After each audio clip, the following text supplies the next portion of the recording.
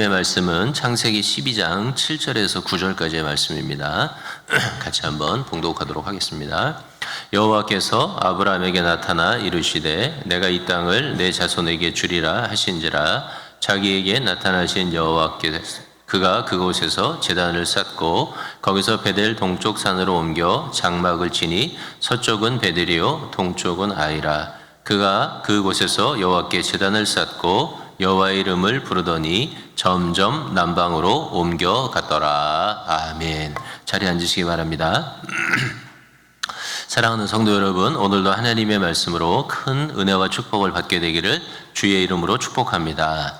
저는 이번 주에 휴가로 손녀딸을 만나러 가는데 오늘은 사랑이 이야기를 먼저 좀 해보려고 합니다. 우리 사랑이가 동생을 보더니 짜증이 좀 늘었습니다. 제가 젊었을 때 별명이 짜박이었습니다. 짜증 박사. 그러니까 아마 사랑이가 저를 닮았는지도 모르겠습니다. 사랑이가 엄마의 사랑을 독차지하다가 동생이 생기니까 샘을 내기도 하고 짜증이 느는 것은 어쩌면 당연한 일이라고 그렇게 생각이 됩니다. 그런데 재미있는 것은 우리 집사람하고 우리 사랑이하고 이렇게 페이스톡을 이제 틀어놓고 이제 좀 길게 하다가 사랑이가 이렇게 막 짜증을 내면 우리 집사람 할머니가 사랑이한테 사랑아 항상 기뻐하라 이렇게 이제 성경 구절을 읽어줍니다.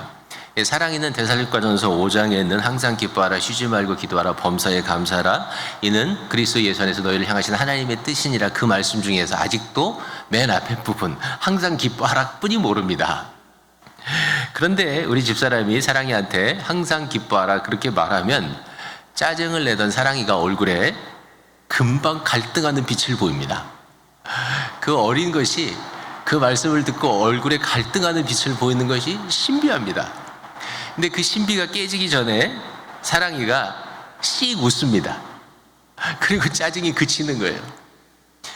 그 아직 3살도 안 된 어린아이가 하나님의 말씀을 듣고 그 하나님의 말씀을 자신의 삶에 적용시키는 것은 정말 놀라운 그런 하나님의 은혜가 아닐까 그런 생각을 사랑이를 보면서 하게 됩니다. 지난주에 어느 집사님을 만났는데 어떻게 대화를 하다 보니까 제가 지난 며칠 동안 설교했던 그리스도인의 재정생활에 대해서 이야기를 하게 되었습니다. 그 집사님은 최선을 다해서 절약하고 저축하고 그리고 나누는 삶에 대해서 잘 알고 계셨습니다. 그리고 그 집사님이 자신의 간증을 들려주셨는데 그분은 그 그리스도인의 재정 강의에 대해서 10여 년 전에 들었다고 해요. 그리고 나서 그 강의를 듣고 나서 5년 동안 옷을 금식했답니다. 5년 동안 옷을 한 번도 안 산 거예요, 자기 옷을. 그런데 그렇게 아끼고 줄이면서 하나님의 영광을 구하는 동안에 하나님께서 자신에게 놀라운 축복을 주셨노라고 고백을 했습니다. 어떤 축복을 주셨냐면 첫째는 하나님이 좋은 몸매를 주셨다는 거예요. 그래서 아기를 낳고 나서 몸무게가 무려 70kg이 넘을 정도로 그렇게 몸이 비둔해졌는데 5년 동안 옷을 사지 않는 동안에 어떤 옷을 입어도 괜찮을 만큼 날씬한 몸매를 하나님이 회복시켜 주셨다는 거예요. 또 하나는 그 기간 동안에 하나님이 사업체를 주셨다는 거예요. 그리고 그 사업체가 지금까지도 아주 잘 되고 있다고 그렇게 고백했습니다. 벌써 시간이 꽤 오래 지났으니까 그렇게 실천을 하고 하나님이 복을 주셨는데 최근에 와서는 좀 해이해졌었는데 목사님 설교를 제가 어떻게 들으면서 제가 다시 한번 하나님 앞에 하나님이 쓰시는 거룩한 부자로 살고 싶습니다. 그렇게 다짐하는 그런 간증을 제가 들을 수 있었습니다. 사랑하는 교회 여러분, 제가 재단에서 강단에서 말씀을 설교한다고 해도 여러분 각자가 듣는 메시지는 조금씩 다를 수 있습니다. 또 여러분 각자가 적용할 수 있는 부분과 방법도 서로 다를 수 있는 거죠. 그러나 정도와 방법은 다르다고 하더라도 그 어린 사랑이가 항상 기뻐하라고 하는 한 그 성경 구절을 자신의 삶에 적용하는 것과 같이 또는 이 집사님이 5년 동안 그 설교를 자신의 삶에 적용하려고 몸부림쳤던 것과 같이 그렇게 자기 자신의 삶에 정직하게 적용하도록 최선의 노력을 다한다면 반드시 그 말씀이 여러분의 삶에서 살아서 역사하시게 될 것을 믿습니다. 하나님의 말씀에 살아서 역사하면 하나님의 은혜가 여러분에게 차고 넘치게 될 것을 확실하게 믿습니다. 할렐루야. 이제 오늘 본문 말씀으로 돌아가 봅시다. 오늘 본문 말씀에는 아브라함의 이야기가 기록되어 있습니다. 아브라함은 하나님께서 복의 근원을 삼으신 분이죠. 복의 근원을 삼았다는 얘기는 무슨 말이냐면 이런 얘기예요. 하나님이 그 사람을 축복을 많이 해주신 거예요. 근데 축복을 많이 해주실 뿐만이 아니고 그 사람하고 친하게 지내는 사람, 그 사람을 도와주는 사람, 그 사람에게 잘해주는 사람, 그 사람하고 친교하고 가까이 지내는 사람도 복을 주셨다는 말이에요. 그게 복의 근원이 되게 하셨다는 말씀이죠.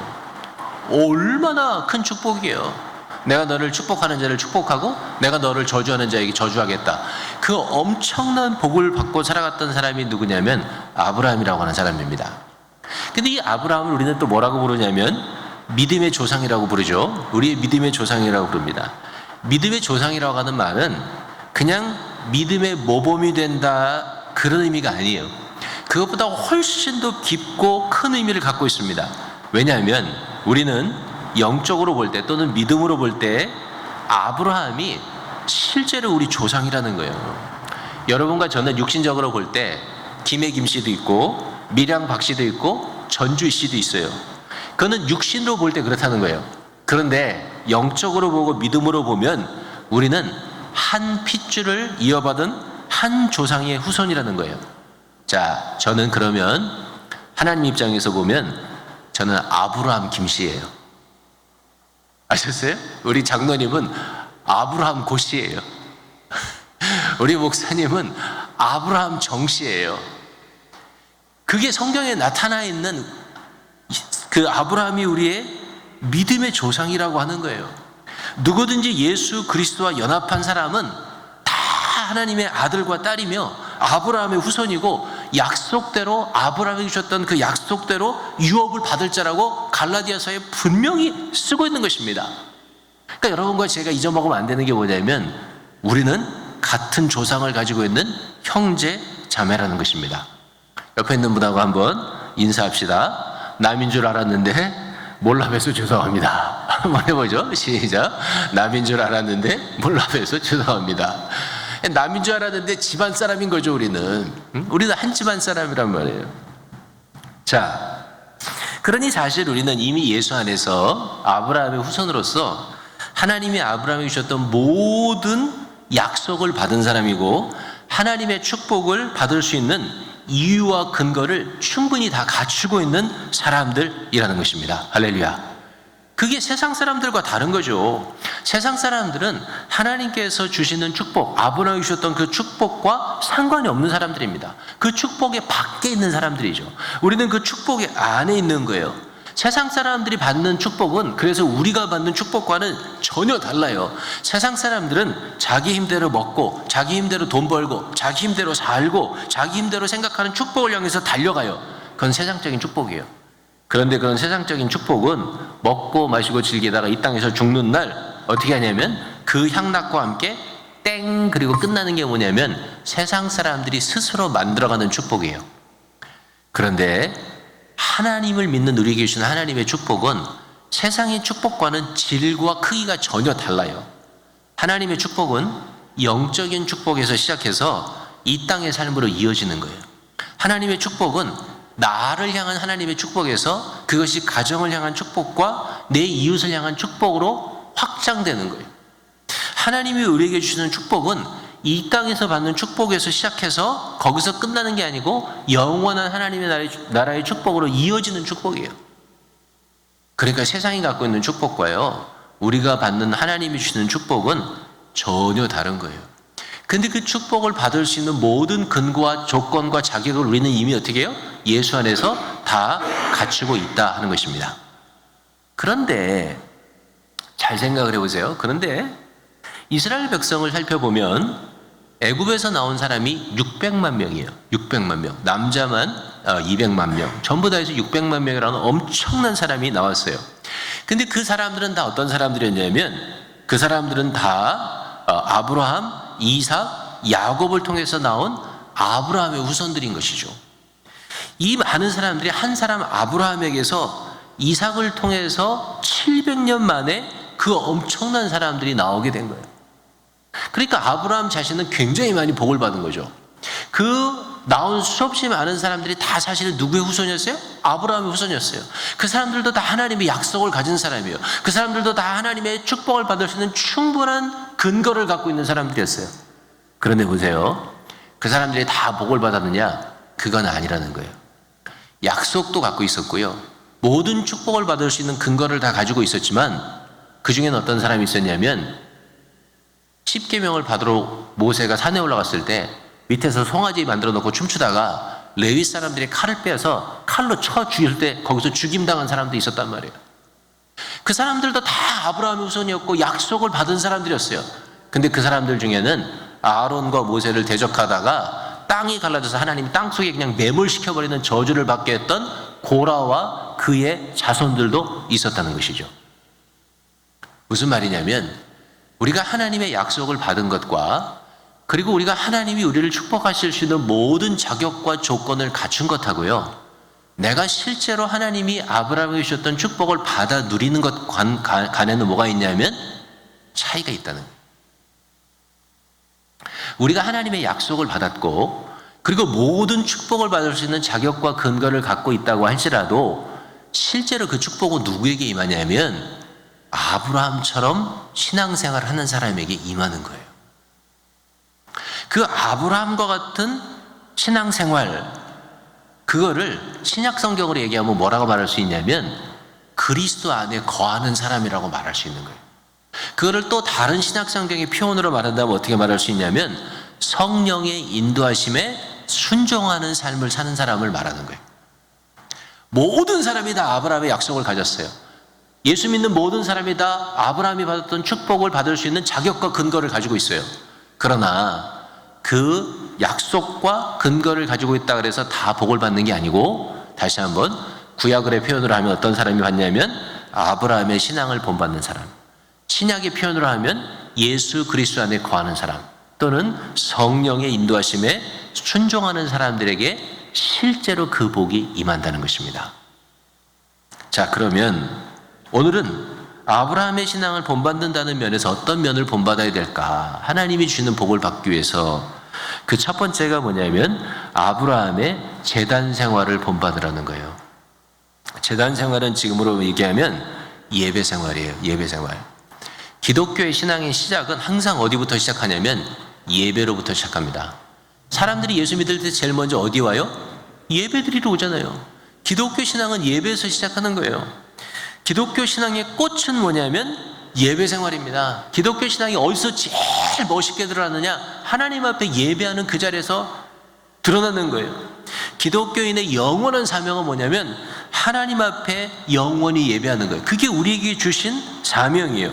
우리는 예배를 통해서 하나님 앞에 영광 돌리고, 예배 가운데 하나님을 만나고, 예배를 통해서 주님의 말씀을 깨닫고, 예배 중에 병을 고침받고, 예배를 통해서 기도응답을 받고, 예배를 통해서 인생의 문제가 해결되는 경험을 하는 사람들이에요. 그러니까 성도에게 있어서 예배 생활은 세상의 그 무엇과 바꿀 수 없는 절대적인 가치를 가지고 있는 것입니다. 자, 만약에 성도의 삶에서 예배 생활이 무너지면 어떻게 될까요? 예배 생활이 무너지면 당연히 삶이 무너지기 시작합니다. 이게 한 번에 눈에 띄게 왕창 무너지는 경우는 적어요. 그러나 하나씩 하나씩 무너집니다.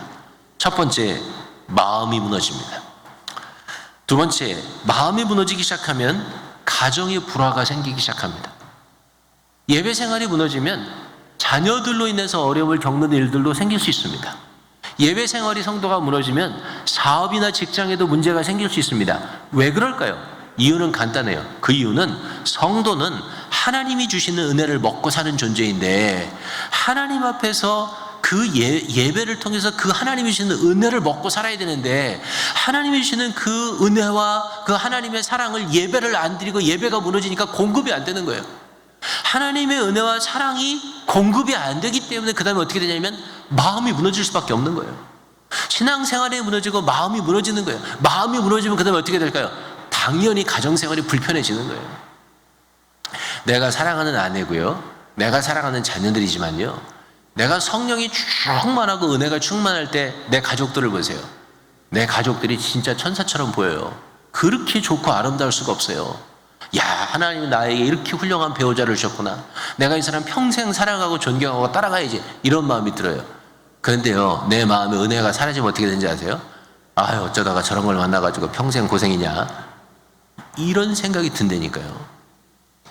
예배가 무너지면요, 크리스찬의 삶에서 모든 것들이 무너지는 거예요. 그래서 성도는 생명을 걸고 예배를 지켜야 하는 것입니다. 생명 걸고 예배에 힘써야 하는 것입니다. 그럼 아브라함의 제단 생활, 예배 생활로 돌아가 봅시다. 아브라함은 어떻게 제단 생활을 했느냐? 아브라함의 제단 생활을 특별히 어떻게 배워야 되느냐? 첫 번째, 그는 약속을 믿고 제단을 쌓았습니다. 약속을 믿고 예배했다는 거예요. 아브라함과 하나님의 관계에서 가장 중요한 것은 뭐냐면 약속이에요. 또는 언약이라고 말하죠. 하나님과 성도 사이의 관계도 그 중심에 뭐가 있냐면 언약이 있어요. 하나님께서 우리를 향해서 주시는 언약이죠. 아브라함에게 주신 언약은 창세기 12장에 처음 나타나요. 그 12장, 오늘 읽은 그 12장에 나오는 언약은 뭐냐면 내가 이 땅을 내 자손에게 주리라 했어요. 자, 하나님의 약속입니다. 약속을 믿고 아브라함은 제단을 쌓았어요. 그리고 그는 평생 하나님의 약속을 믿고 기다리면서 제단을 쌓는 예배 생활을 한 거예요. 근데 생각해 보세요. 아브라함이 이 약속을 믿는 것이 쉬웠을까요? 어려웠을까요? 어려웠어요. 사실은 말도 안 되는 것처럼 느껴졌을 수 있어요. 왜냐하면 첫째, 그는 자손이 없었어요. 내가 이 땅을 네 자손에게 주기리라. 첫째는 자손이 있어야 그걸 받을 거 아니에요. 자손이 없었어요. 75세인데 자손이 없는 거죠. 둘째는 내가 그 땅을 너희에게 주겠다 그렇게 얘기했어요. 근데 그 땅이 아무도 없는 땅이 아니었어요. 그 땅에는요, 가나안 사람들이 다 자리를 정복하고 살고 있었던 땅이에요.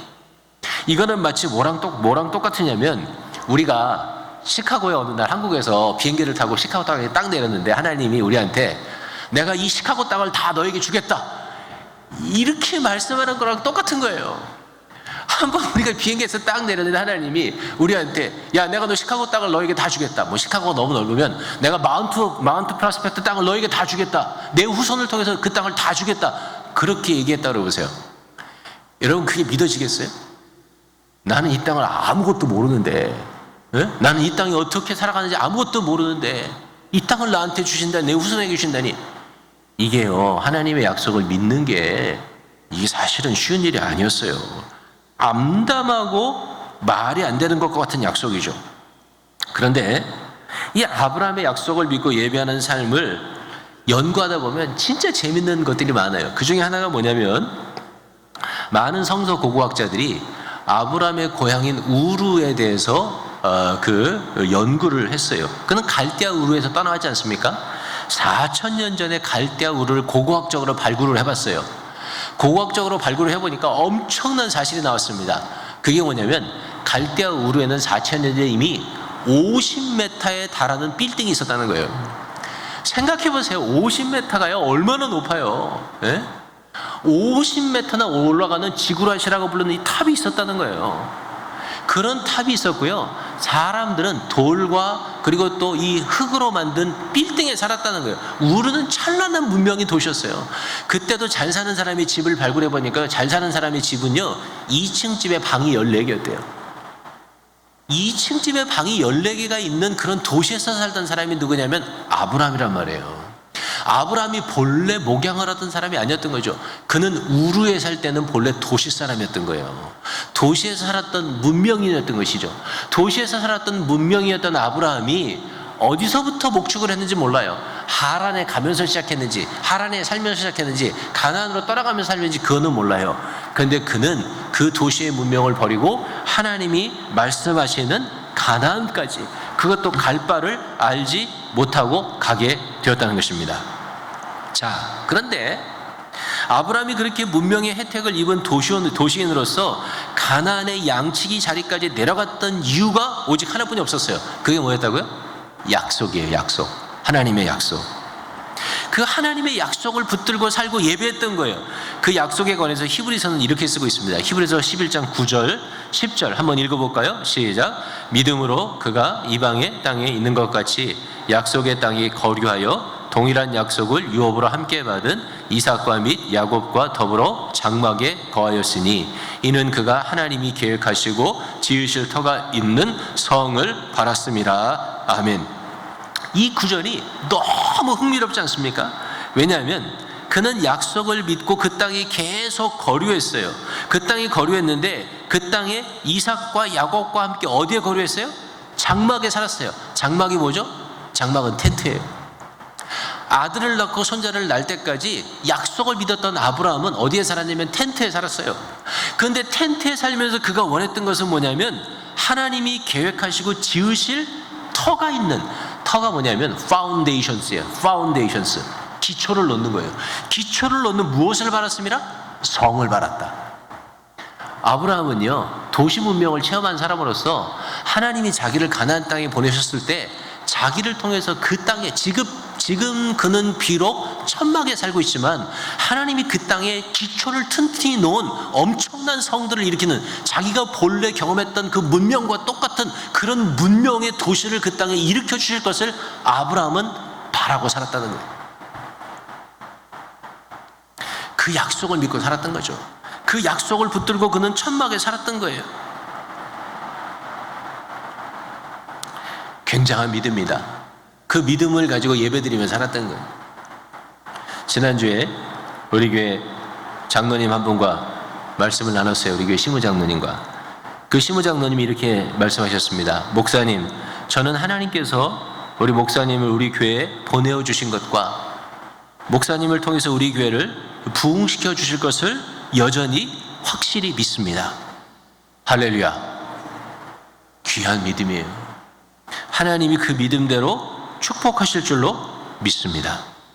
지금 당장에는 하나님의 약속대로 큰 부흥이 일어나지 않을 것처럼 보일 수도 있고요. 크고 작은 교회의 문제들이 계속 생기고 있는 것도 사실이고요. 시카고의 외부적인 환경이 교회의 부흥과는 거리가 너무나 먼 환경으로 바뀌고 있는, 나빠지고 있는 것도 사실이지만, 또 교회를 섬기면서 낙심하고 어려움을 겪을 수 있는 것도 사실이지만, 무엇을 붙잡고 있는 거예요? 하나님이 주시는 약속을 붙들고 있는 거죠. 그 약속을 붙들고 하나님 앞에 예배하고 있는 것입니다. 사랑하는 성도 여러분, 하나님께서 여러분에게 주신 약속은 무엇입니까? 성경을 통해서 여러분에게 주신 약속은 무엇이며, 또 하나님께서 여러 가지 상황과 비전을 통해서 여러분에게 주신 약속이 무엇입니까? 만약에 하나님이 주신 약속이 있다면 흔들리지 마시게 되기를 바랍니다. 그 약속을 부여잡고 예배 생활을 포기하지 마시게 되기를 바랍니다. 여러분의 과거의 신앙 생활이 갈대아 우르에 살았던 아브라함의 도시 생활처럼 화려하게 빛나는 것이었고, 지금의 신앙 생활이 이방인의 땅에서 천막이나 치고 살아야 하는 것처럼 초라하고 불편한 것이라고 할지라도 제단 생활, 예배 생활에 게을리하지 말아야 하는 것입니다. 그럴수록 더 제단을 쌓아야죠. 그럴수록 더 하나님 앞에 예배를 해야 되겠죠. 아브라함이 하나님의 약속을 잠시 믿지 못했습니다. 그래서 그 가나안 땅을 떠났을 때 어떻게 됐죠? 엄청난 위기가 찾아왔습니다. 하나님이 아브라함에게 주신 약속이 터미네이트, 종식될 만한 위기가 찾아오잖아요. 그게 뭐죠? 애굽의 왕이 사라를 자기 아내로 데려가 버린 거예요. 하나님의 약속은 뭐였습니까? 하나님의 약속은 아브라함에게만 주신 게 아니고 아브라함과 사라에게 같이 주신 것이잖아요. 내 후손에게서 이 땅을, 내 후손을 통해서 이 땅을 너에게 주겠다 그랬는데 어떻게 해요? 둘 사이가 갈라지고 만약에 사라가 애굽 왕의 아이를 낳아버리면 하나님의 약속은 종식되는 위기잖아요. 하나님의 약속을 놓고요, 하나님이 주신 땅, 예배의 자리를 떠나서 내려가 버리니까, 그 자리를 떠나버리니까 하나님의 약속이 종식될 수 있는 위기에 처하잖아요. 우리는 하나님 앞에 끝까지 약속을 붙잡고 예배할 수 있어야 돼요. 저도 하나님께서 주신 약속의 말씀을 붙들고 목회하고 있습니다. 제가 이 교회 올 때 하나님께서 저에게 주셨던 약속의 말씀은 너 자신으로부터 눈을 들어서 나를 주목해 보면서 목회하라. 그리하면 나의 영광을 볼 것이다. 그게 하나님이 제가 이 교회 올 때 주셨던 저에게 주셨던 목회의 약속입니다. 그리고 그 목회의 약속 가운데 지금도 하나님 앞에 목회하려고 노력하고 있습니다. 하나님, 지금도 내가 눈을 들어서 하나님 바라보기를 원합니다. 나에게 주목하지 않고 하나님에게 주목하려고 합니다. 주님, 하나님의 영광을 보여주옵소서. 그래서 이 교회가 하나님이 기뻐하시는 교회가 디아스포라 교회로 부르신 부름에 합당한 교회가 되게 하여 주옵소서. 성도 한 사람 한 사람이 예수 그리스도의 제자로, 예수 그리스도의 군사로, 예수 그리스도의 선교사로 세워지는 교회가 되게 하여 주옵소서. 우리 교회가 전 세계에 흩어져 있는 수없이 많은 디아스포라 교회 가운데서 unexemplary, 하나의 모범으로 제시될 수 있는 그런 교회가 되게 해 주옵소서. 다음 세대 미주 한인교회 선교를 이끌어갈 수 있는 하나의 선교적 교회가 되게 해 주옵소서. 그런 기도 제목을 가지고 목회하고 있는 거죠. 약속은 하나뿐이에요. 그 약속은 너로부터 눈을 들어 나를 주목하여 보라. 그러면 내가 나의 영광을 보게 될 것이다. 그게 저에게 주신 하나님의 약속입니다. 사랑하는 성도 여러분, 아브라함의 복을 받기를 원하시는 우리 모든 교우들은 오늘도 하나님의 약속을 굳건하게 부여잡고 하나님 앞에 즐겁게 예배하는 성도들이 되시기를 주님의 이름으로 축복합니다. 그 약속을 끝까지 붙들고 하나님을 예배하시는 삶을 사신다면 반드시 하나님의 약속의 성취를 보게 될 줄로 믿습니다. 두 번째, 아브라함은 어떠한 환경에서도 예배했습니다. 8절을 읽어보겠습니다. 시작. 거기서 베델 동쪽 산으로 옮겨 장막을 치니 서쪽은 베델이요 동쪽은 아이라. 그가 그곳에서 여호와께 제단을 쌓고 여호와의 이름을 부르더니. 아멘. 그가 처음 창세기 12장에서 예배했던 곳은 세겜입니다. 그리고 나서 이제 그는 다시 어디로 갔냐면 베델에서 예배합니다. 그 다음에 다시 또 헤브론에 가서 예배합니다. 그는 어떤 환경, 어떤 장소에서도 하나님 앞에 예배하죠. 가끔은 속이 터질 때도 있었습니다. 예를 들어서 롯과의 분쟁을 한번 생각해 보십시오. 하나님이 아브라함을 축복하기 시작하자 그 옆에 있던 조카였던 롯도 축복을 받았습니다. 양떼가 무지무지 많아졌어요. 염소 떼도 많아졌습니다. 그리고 나서 어떻게 됐냐면 각 사람이 고용한 목자들이 생겼어요. 자기 혼자 양을 다 못 치니까 사람들을 이제 목자들을 고용했을 거 아니에요? 목자들을 고용하고 나니까 또 누가 있었을까요? 그 사람들을 밥 해먹여주는 또 여종들도 고용했을 거 아니에요? 각각 막 사람이 늘어나기 시작했습니다. 사람이 늘어나야 그 안에 뭐가 생겼냐면 다툼이 생기기 시작한 거죠. 그런데 성경을 읽어보면 아브라함이 롯을 불러놓고 뭐라고 제안을 하냐면 이렇게 얘기합니다. 롯아, 너와 내가 한 친족인데 너나 나나 내 목자나 나의 목자나 서로 다투지 말자. 이렇게 얘기합니다. 너나 나나 네 목자들이나 내 목자들이나 서로 다투지 말자. 이게 무슨 말이에요? 실제로요, 아브라함이 롯과 다툴 만한 일들이 많이 있었다는 걸 보여주는 거예요. 속상하고 가슴 아픈 일들이 있었던 거죠. 만약에 롯과 아브라함이 전혀 다툴 일이 없었다면 너나 나나 그렇게 얘기하지 않았겠죠. 네 목자들과 내 목자들이 서로 다투게 하지 말자 그렇게 얘기했을 텐데 아브라함이 너나 나도 다투지 말자. 그 얘기는 어떻게 해요? 둘 사이에도 가슴 아픈 만한 일, 속상한 일들이 많이 있었다는 걸 보여주는 거죠. 자, 아브라함은요, 롯에게는 아버지보다 더 고마운 분입니다. 왜 그럴까요? 롯은 아브라함의 형 하란의 아들이잖아요. 하란이 일찍 죽었습니다. 자기 조카를 아들처럼 거두어서 키워주고 양육했던 사람이 누구냐면 롯이죠. 그렇다면 롯은요, 죽었다 깨어나도 그 아브라함한테 순종하고 사랑하고 복종하고 그래야죠. 어떻게 감히 그렇게 자기를 거둬준 아버지보다 더 훌륭하신 아브라함, 작은아버지죠? 작은아버지와 다툴 수 있습니까? 말도 안 되는 거죠. 아브라함이 이야기합니다. 여기 한번 땅을 봐라. 이렇게 넓은 땅이 있지 않느냐? 네가 먼저 선택해라. 네가 우측으로 가면 내가 좌측으로 가고, 네가 좌측으로 가면 내가 우측으로 가겠다. 그러면 당연히 어떻게 됩니까? 이래야죠. 작은아버지가 저를 향해서 베푸신 사랑이 얼마나 큰데 제가 어떻게 먼저 선택할 수 있겠습니까? 찬물도 순서가 있는데, 예? 작은아버지가 먼저 좋은 땅 선택하세요. 그럼 제가 나이도 젊고 그런데 제가 좀 척박한 땅이라도 열심히 가꾸겠습니다. 이래야 당연한 거잖아요. 근데 롯이 어떻게 합니까? 눈을 들어 싹 보니까 야, 요단들이 제일 좋은 거야. 물도 많고 풀도 잘 자라고. 예? 작은아버지 내가 저 땅 가질 테니까요. 빠이빠이. 그러고 가버린 거예요. 아브라함이요, 얼마나 속이 터졌겠어요. 근데 그때 아브라함이 어떻게 했냐면, 그때 아브라함이 또 다시 제단을 샀습니다. 하나님 앞에 예배하는 거죠. 창세기 15장에 보면 아브라함이 하나님과 언약을 체결하는 사건이 나와요. 근데 창세기 15장에도 뭐가 나오냐면 우리의 예배를 방해하는 여러 가지 이유들을 설명해 주는 사건이 나옵니다.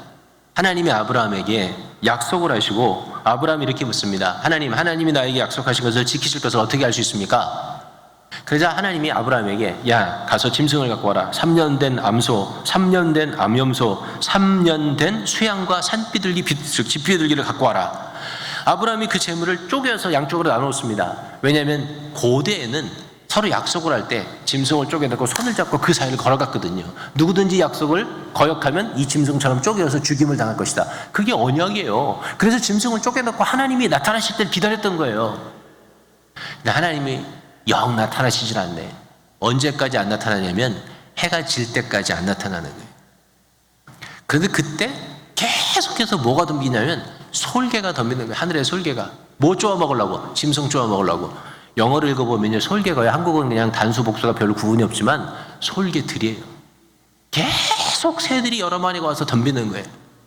아브라함이 이거를 계속 쫓는 거예요. 언제까지? 해가 질 무렵이 돼서 하나님의 횃불의 역사가 나타나서 하나님의 임재 가운데 언약이 체결될 때까지, 온전한 예배가 이루어질 때까지.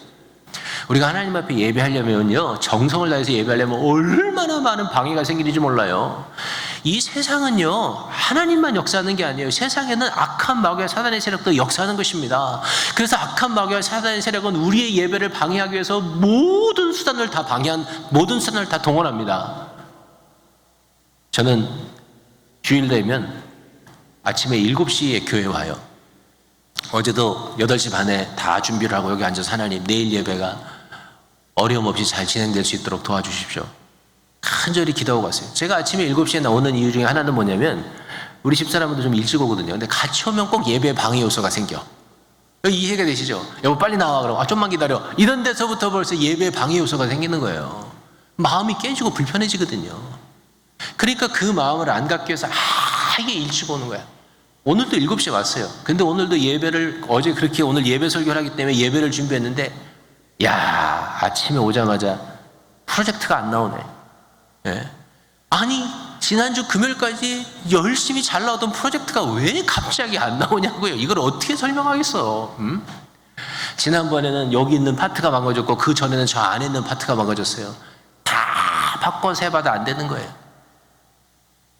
결국은 케이블을 바꿔보니까 케이블이 망가졌어. 그 멀쩡한 케이블이 왜 망가지냐고 도대체. 이 하나님 앞에 내가 전심을 다해서 예배하려고 하잖아요. 그러면 반드시 솔개가 덤비는 거예요. 하나님 앞에 예배를 방해하기 위해서, 예배를 빼앗아 먹기 위해서. 아브라함이 제단 생활을 잘했던 것은 뭐냐면요, 어떠한 상황에서 어떠한 처지에서도 하나님 앞에 예배하는 걸 잊어먹지 않았다는 거예요. 모든 방해물을 극복하고 나서 어떻게 됐냐면 예배에 승리한 거예요. 이번에 한교웅 목사님이 할렐루야 성에 오셔서 귀한 말씀을 많이 해주셨어요. 그 중에 제 기억에 남는 것 중에 하나는 그분이 뭐라 그러셨냐면 믿음의 환경을 만들라, 그런 말씀하셨어요. 믿음의 환경을 만들라. 내 믿음이 성장하고 발전하고 앞으로 나아갈 수 있도록 나한테 어떻게 해요? 좋은 믿음의 환경을 만들어 주라는 거예요. 근묵자학이라는 말이 있잖아요. 그 무슨 말이죠? 먹을 가까이 하면 나한테 먹이 묻는다는 거예요. 목사님이 이렇게 얘기하셨어요. 내가 사람을 만나고 가까이 하는데 우리 옛날에 엄마 아빠도 뭐라 그랬냐면 야 나쁜 친구 사귀지 말아라 맨날 그랬잖아요. 왜 그러죠? 나쁜 친구 사귀다 보면 나도 모르게 어떻게 해요? 나쁜 친구한테 물들게 된다는 거예요. 신앙생활을 하는데 늘 하나님 앞에 감사하고 기뻐하고 열심히 기도하고 또 하나님을 최선을 다해서 섬기는 사람하고 같이 옆에 있으면 내 주변에 뭐가 생겨요? 믿음의 환경이 생긴다는 거예요. 그런데 맨날 만나면 교회 욕하고 목사님 욕하고 장로님 욕하고 생전 헌신은 한 번도 안 하면서 뭐 그렇게 어려운 일 만들고, 만났다 그러면 자기들끼리 뭐 먹고 놀고 맛있는 얘기나 하고, 그런 사람들 옆에 있으면요 믿음의 환경이 안 된다는 거예요. 그래서 그런 사람들이 옆에 있으면 excuse me 그러고 거기에선 좀 나오라는 거예요. 그리고 내가 믿음을 잘 유지할 수 있도록 내 주변의 환경을 좋게 만들라는 거죠. 저는 여러분에게 뭐라고 말씀드리고 싶으냐면 여러분이 예배를 잘 드릴 수 있도록 예배의 환경을 만드시게 되기를 주님의 이름으로 축복합니다. 그게 필요한 거죠. 예배도 5분 10분 일찍 와갖고 내가 자리에 딱 앉아서 뭐 예배에 방해될 게 있는지 없는지 살펴보는 거예요. 내 눈에 영 거슬릴 만한 게 있으면 다 치우는 거죠. 내가 정성껏 예배할 수 있도록. 앞자리에 앉는 게 좋죠. 왜냐하면 뒷자리에 앉아있으면 앞에서 일어나는 거 뭐 다 눈에 띄잖아요. 맨 앞자리에 앉아있으면 뒤에 뭐가 일어나는지 보이지도 않아. 그만큼 예배에 방해되는 요소가 어떻게 해요? 줄어드는 거죠. 주보도 미리 다 읽어봐서 예배 중간에 주보를 보지 않도록 준비하고, 핸드폰도 미리 꺼놓고, 그 다음에 옆자리에 누가 앉는지도 보는 것도 중요합니다. 내 옆에 앉아있는 사람이 예배 드리는데 막 핸드폰을 갖고 뭐 두들기고 앉았거나 이런 사람 옆에 있으면요, 내 예배도 방해되고 깨져요. 내 옆에 앉아있는 사람이, 우리 다 알잖아요. 누가 어떻게 예배하는. 내 옆에 앉은 사람이 하나님 앞에 찬양할 때 간절히 찬양하고, 기도할 때 열심히 기도하고, 설교할 때 아멘 아멘 응답하는 사람 옆에 앉아있으면요, 나도 예배를 잘 드리게 되는 거죠. 그게 예배의 환경을 만들어 가는 것이시죠. 사랑하는 성도 여러분, 하나님은 우리 다솜교회 예배에 함께 하십니다. 할렐루야. 왜 그럴까요? 이 교회의 주인이 예수님이기 때문에 그런 것이죠. 이 예배를 받으시는 주인도 예수님인 거예요. 그러니까 하나님이 이 교회에서 드리는 예배 가운데 함께 하시는 것은 너무나 분명한 사실입니다. 1%의 의심도 없이 주님은 이 자리에 함께 계시는 것입니다. 그렇다면 그 살아계신 주님이 받으실 만한 예배가 되도록 모든 방해를 이기고 어떻게 해요? 예배해야 되는 거죠. 아브라함이 모리아산에서 예배할 때 한번 생각해 보세요. 100세 얻은 아들을 하나님께서 예배하라고 제물로 바치라고 말씀하십니다. 기가 막힌 상황 아니에요? 성경은 그 사이에 무슨 일이 일어났는지 안 가르쳐줘요. 쌀하고 얘기를 했는지 안 했는지. 대부분의 목사님들은 쌀하고 얘기 안 하고 그냥 갔을 것이다, 이렇게 옛날에 많이 설교했습니다. 근데 만약에 쌀하랑 얘기했다면 어떻게 됐을까요? 쌀하랑 얘기했다면 아브라함은요, 눈물을 흘리고 기둥 뒤에 숨어있는 사라를 뒤로 하고 아이를 데리고 가는 거 아니에요. 모리아 산까지 가는데 며칠이나 걸렸죠? 3일이 걸렸어요. 3일 동안 아브라함과 이삭 사이에는 무슨 대화가 있었을까요? 성경은 쓰지 않아요. 모세가 모세오경을 쓸 때 그거 안 썼어요. 왜 안 썼는지 아십니까? 그렇게 엄청난 많은 일들이 있었을 수도 있음에도 불구하고 이 성경의 기록의 가장 중요한 포인트는 뭐냐면, 그래도 아브라함은 결국 모리아산에 가서 이삭을 드리는 예배를 드렸다는 거예요. 그게 아브라함의 모범이에요. 그렇게 하나님 앞에 예배하니까 하나님의 수양을 준비하시잖아요. 그리고 하나님은 뭐라 그러세요? 아브라함아, 잠깐 저기 수양이 있다. 네 아들을 해하지 말아라. 네가 이렇게까지 나를 예배하는 것을 보고 네가 정말 나를 경외하는 줄을 내가 이제는 알게 되었다. 하나님의 약속이죠. 그리고 하나님이 여호와 일에 축복을 주시고 하나님의 축복의 선언을 주십니다. 마지막으로 아브라함은 가장 귀한 것을 드려서 예배했어요. 우리의 삶에서 가장 귀한 것을 드릴 때 뭐가 되냐면 진짜 예배가 된대요. 여러분, 오늘 날씨가 덥습니까? 괜찮아요? 네, 그 강사님이, 할렐루야 성의 강사님이 그러시더라고요. 날씨가 너무 헌금 설교를 하면 된대요. 헌금 설교를 하면 분위기가 싸해져갖고 온도가 좀 내려간대. 여러분, 헌금 얘기하는 거 아니에요. 사람마다 가장 귀한 게 다 달라요. 아브라함에게는 그게 뭐였어요? 아브라함에게는 그것이 이삭이었습니다. 예수님을 찾아왔던, 문둥이 시몬의 집으로 찾아왔던 그 여인에게 있어서 가장 귀중한 것은 뭐냐면 그녀가 평생 준비했던 나두와 옥합이었습니다. 사렙다 과부에게 가장 귀한 것은 무엇이었냐면, 사렙다 과부에게는 마지막으로 먹어야 되는 밀가루 한 줌과 그리고 뭐였어요? 기름 한 방울이었습니다. 근데 그걸 어떻게 해요? 그걸 하나님 앞에 드리잖아요. 가장 귀한 것을 하나님 앞에 드리는 거죠. 성경이 뭐라고 쓰고 있냐면, 하나님이 나를 존중하는 자를 내가 존중하겠다, 그렇게 말씀하고 있습니다. 하나님에게 가장 귀한 것을 드리는 것을 행복해하는 사람에게 하나님은 어떻게 해요? 행복한 마음으로 하나님이 가지고 계신 가장 귀한 것을 부어주시는 거죠. 그게 뭐냐면 그게 예배란 말이에요. 예배. 예배는 내가 가지고 있는 가장 귀한 것을 하나님 앞에 부어드리는 게 뭐예요? 그게 예배인 거죠. 사랑하는 성도 여러분, 아브라함도 이삭을요 매주 드린 거 아니에요. 그렇지 않습니까? 한 번 드렸잖아요. 근데 어떻게 아브라함은 이삭을 드릴 수 있었을까요? 아브라함은요 본래 평소부터 하나님을 예배할 때 항상 가장 좋은 것들을 드렸던 거예요. 항상 가장 좋은 것을 드렸던 그였기 때문에 사실은 누구까지 드릴 수 있는 것이었냐면 이삭까지 드릴 수 있었던 거예요.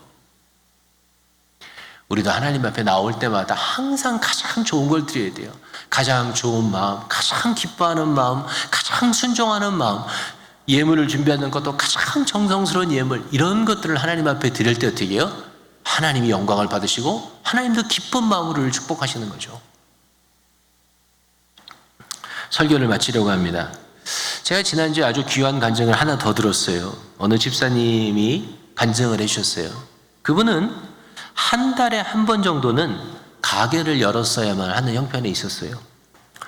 꼭 이런저런 이유가 있어서 한 달에 한 번은 가게를 열었던 거예요.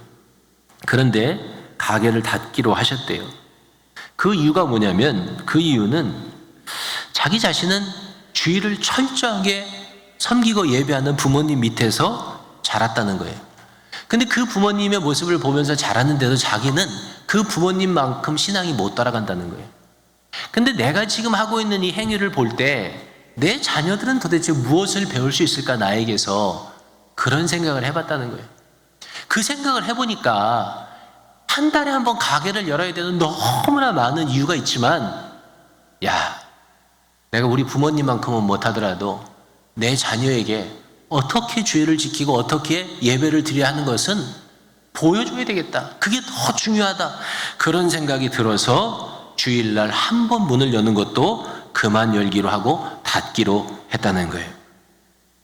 저는 그 말씀을 들으면서 너무나 마음에 감동이 됐어요. 야, 저렇게 예배를 잘 드리는 모습을 보여주기를 원하는 그 마음을, 그 하나님이 주시는 마음의 성령의 생각에 순종하는 그 마음을 하나님께서 받으시는구나. 할렐루야. 그런 너무나 큰 감동이 저에게 있었어요. 하나님의 살아계심을 믿고 하나님의 은혜와 축복을 구하는 성도에게 가장 중요한 첫 단추, 제가 처음부터 다시 오늘 설교한다 그랬죠. 여러분과 제가 하나님 앞에서 회복해야 되는 가장 회복의 첫 단추, 그것은 뭐냐면 예배의 회복이란 말이에요. 예배의 회복. 아브라함의 제단 생활이 오늘 우리의 예배 생활이 될 때 우리가 받은 하나님의 약속, 하나님이 우리에게 주신 모든 축복의 근거가 실제로 우리의 삶에 적용되는 역사가 생기게 되는 것이죠. 약속의 말씀을 붙들고 어떤 형편과 처지에서도 하나님 앞에 최선을 다해서 예배하는 예배를 회복하게 되기를 바랍니다.